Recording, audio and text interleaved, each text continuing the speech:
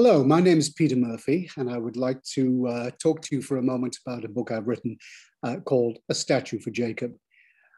This book is based, it's a novel, but it's based partly on historical facts, and it tells the story of an American hero who's never been recognized, a man who may well have saved the War of Independence in America from failure. And yet there's no statue or memorial in his honor at all. He lies in an unmarked grave in a deserted rural churchyard in Pennsylvania and has never been recognized. And I wrote this novel to try to draw attention to that fact, but also because it's a really interesting story. My connection with it began in 1989. I was teaching law in the United States at the time, and I had a former student who came back and said she'd got a case that she felt out of her depth with, and would I help her with it? So I said I would. And a fascinating case it was. She'd been contacted by a relative of the man in question, whose name, by the way, was Jacob DeHaven. And this woman was his descendant, and she wanted to sue the United States government to recover some loans that Jacob DeHaven had made during his lifetime.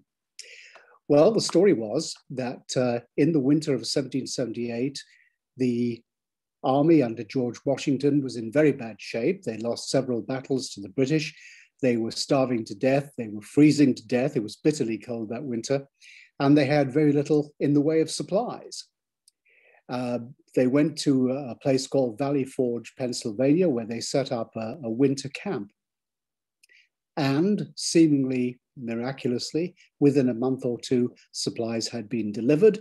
And when spring came, they were able to go back to the field, and as we all know, to win a victory against the British. How did this happen? Well, the DeHaven family say that it happened in a very simple way. Jacob DeHaven, they say, made loans totaling $450,000 at the time, so an enormous sum, in aid of George Washington's army while he was encamped at Valley Forge. Jacob DeHaven was a wealthy landowner and businessman. He owned the land immediately adjacent to where Washington was encamped. He and George Washington were friends, and they were both fellow Freemasons. Is the story true? Well, we can't prove it 100%, but the family believes it to be true, and there's a great deal of circumstantial evidence to support it. The main one being that Jacob DeHaven, despite being a hugely wealthy man, died in poverty eventually in 1812, which is why he's buried in an unmarked grave.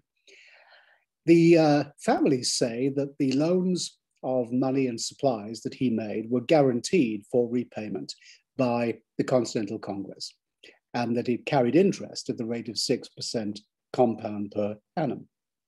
But he was never repaid, very likely because the government didn't have the money. The country was almost bankrupt during the war. Well, anyway, long story short, we filed a lawsuit against the government in a court called the United States Claims Court in Washington. And equally, long story short, the government responded by saying that we had failed to observe the statute of limitations. The statute of limitations is simply a device whereby a plaintiff has to bring suit within a given time, or it's barred. Good reasons for that. Witnesses die, evidence is lost, and so on. Well, obviously, we were about 200 years out of time with this one, and the judge found against us accordingly. We made an argument, however, based on something Alexander Hamilton had said, that the loans were guaranteed by the Constitution of the United States, Article 6, which had never been interpreted by the judges. And so we did have an argument. Now, after we had been to the Claims Court, then to the Court of Appeals, and after the Supreme Court decided they weren't going to hear the case, I decided, well, what if I could write this in the form of a novel? So I have changed the characters and I have changed the outcome because I wanted to give it a somewhat different outcome. But essentially, I'm telling the story both of the historical situation with Jacob DeHaven and also the contemporary story of the lawsuit and the trial. And I hope that this will be of interest. I think it's an interesting novel, but most of all, I hope also that it may interest somebody eventually in picking up Jacob DeHaven's story and saying, you know what, it's past time that we recognize this man for the hero that he was. Thank you, and I hope you enjoy it.